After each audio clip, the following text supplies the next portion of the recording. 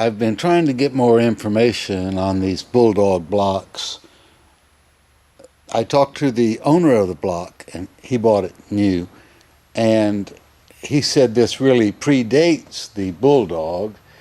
He said that when he bought it, it was still being marketed by Muscle Motors as the block, and that's fine, but I'm just trying to learn about them and things that you're supposed to be looking for.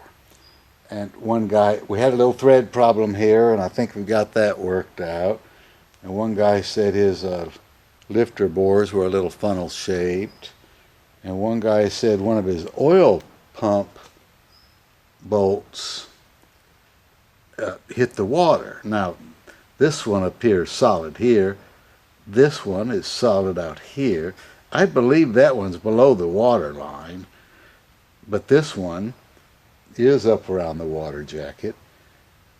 I don't think it would hurt anything if it was in water, but you don't really like it, but the pump is going to seal to the block, and so I don't think it's any way for water to get in the oil or anything like that. It's just kind of an annoyance, or you just need to be aware of it before you try to take this off or take that bolt out when it's under pressure or something like that. You just need to be aware of it if that's the way it is. So I thought I would water test it.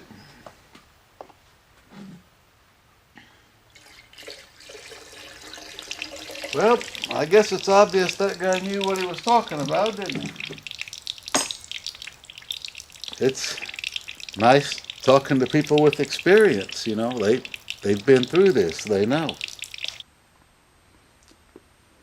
In the last episode, Mariano from Argentina asked if I could show him how to select the shims and a little bit of use of the feed dial and the feed hand wheel, which after I answered him and told him I would, I realized that I really don't use the automatic feed that makes these machines great.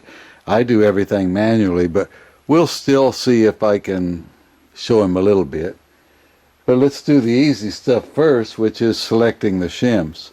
So there's two guides that hold it straight, and then there's two stones that do the cutting.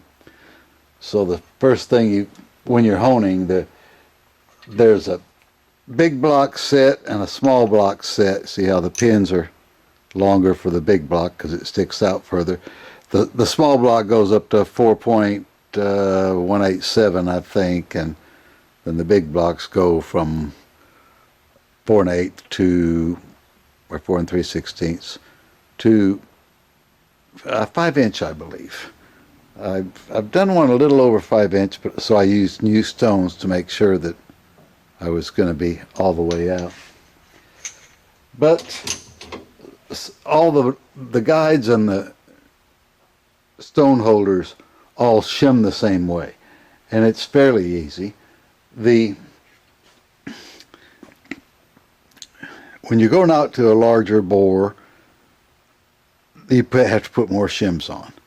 So you start with big shims until you get close. And once you get close, and I don't think you can see that. Let me try to, here's some of the shims. You start with 19s or bigger. There's 15, 7, and there's 11, and you just shim it till you get to 0. Let me zoom in and show you where 0 is. I don't think I can, I'm not getting it real good the way wow, that's zoomed in. Okay, well maybe we can see, yeah, you can see the 0 there.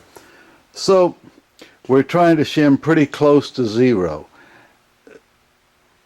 The guides you can run a little tighter because one of them is spring loaded, but the stones, if you go all the way to 0, they're not going to want to go down in the hole. It's going to be a problem, so you want to go to about 1 on the stones. Now, Sonnen said in the manual, Sonnen says to use the same amount of stones on each stone holder.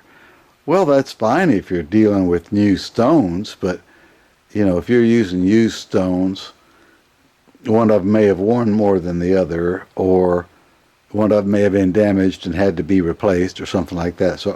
So you know, I think it's okay to just go ahead and shim it to get it where you want it, and everything will be fine. The the stones, you would think they would wear equally as they cut, but in reality, one of them is leading, and you and I can't figure that out, but one of them is actually leading, and the other one cuts also, but not as much. And so you'll see stone wear, unequal stone wear, and that's why every now and then you'll take them out and you'll swap sides with them to put the other one in the leading position, and try to keep your stoneware equal. But to set up these shims, maybe I should get on the other side. So our 0 is right in the middle of the circle there. And so they want you to, you know, get close to that. And they admit in the manual to within 1 thickness, you know, of 0, because they know you can't hit it straight on the dot, because if it was on a half, you can't go anywhere. So I've already shimmed up the other 3. This one appears to be on, it's on about 4. You stick this in here and then move this up and see where it's at. Well, I lied. It's really more like 5. So 5 is probably going to take about 4 worth of shims to get close. Now sometimes it works out a little differently, but let's see what happens. This is a 3. We were at 5. Yeah, that felt tight in there. Okay, so that's on 1 or 1. Yeah. So that's all there is to shimming. Start with thick ones in the back, and then when you can't get any closer, you'll have to go to the 1s, 2s, and 3s. And then you've got them all shimmed up. Before we get started, I need to show you the feed selector wheel. That's going to come into play pretty soon. That has to do with the feeding, and I'll explain it when we get to the wheel. Okay, let's start with the basics. There's your hand wheel, here's your feed dial. The gist of the situation, if you have your feed selector wheel in here that I showed you a while ago, if you have it set to match your stoneware, where you're not overfeeding or underfeeding the stones, and you eventually learn how much you're removing with each one of these numbers. It says thousands, but it would totally depend on what stones and everything you're using. So right now we've got it set up to, you try to move this to where everything tightens up as it's going to be when you're honing. Now, if you don't want to remove 11 thousandths, you can simply turn the wheel, the dial. Now we're set up to remove 3 thousandths, or whatever that equates to in your situation. And it takes a lot of experience finding out how much your stones remove, how hard your block is, where you need this set.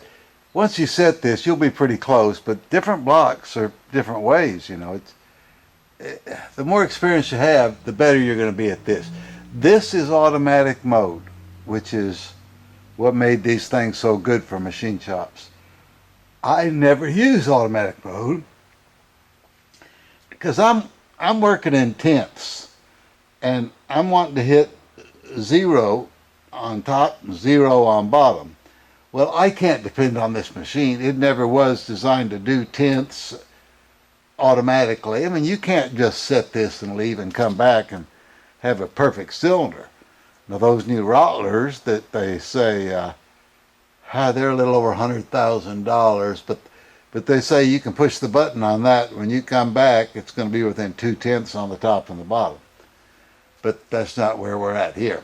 Okay, so I've got it set on 3, and it shut off when it gets to 0. Now when I start it, I don't want to start it with it set full tight in the machine, because you're liable to overamp the motor and then the gauge will peg out and then it might stick over there. You want to be watching your gauge all the time. So I back off to make it easier for startup, and then I'll just work up to there. Let's just see how it works. You'll hear it clicking, you'll hear it counting, you'll see the dial moving.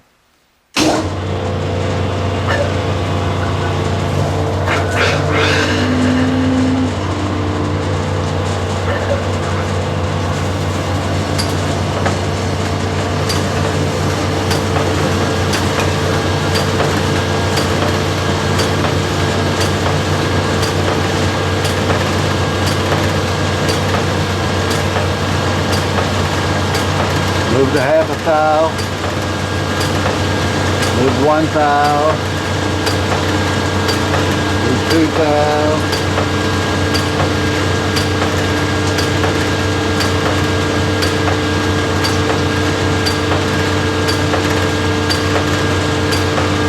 Hear it clicking back there? That clicking is when it's moving the dial.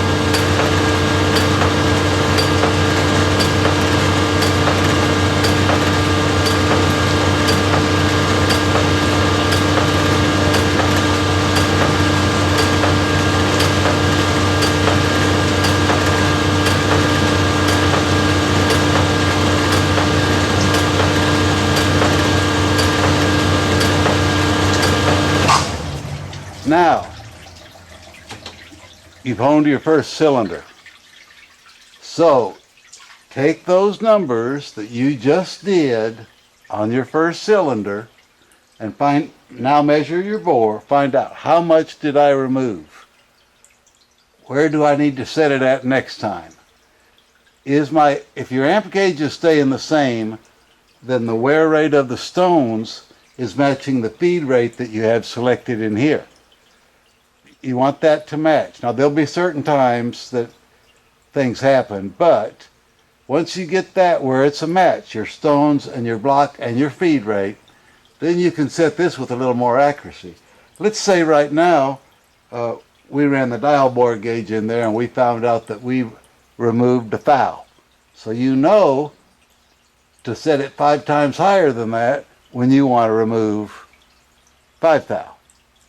But that's the basic idea. You're using these numbers to set how long it's going to hone.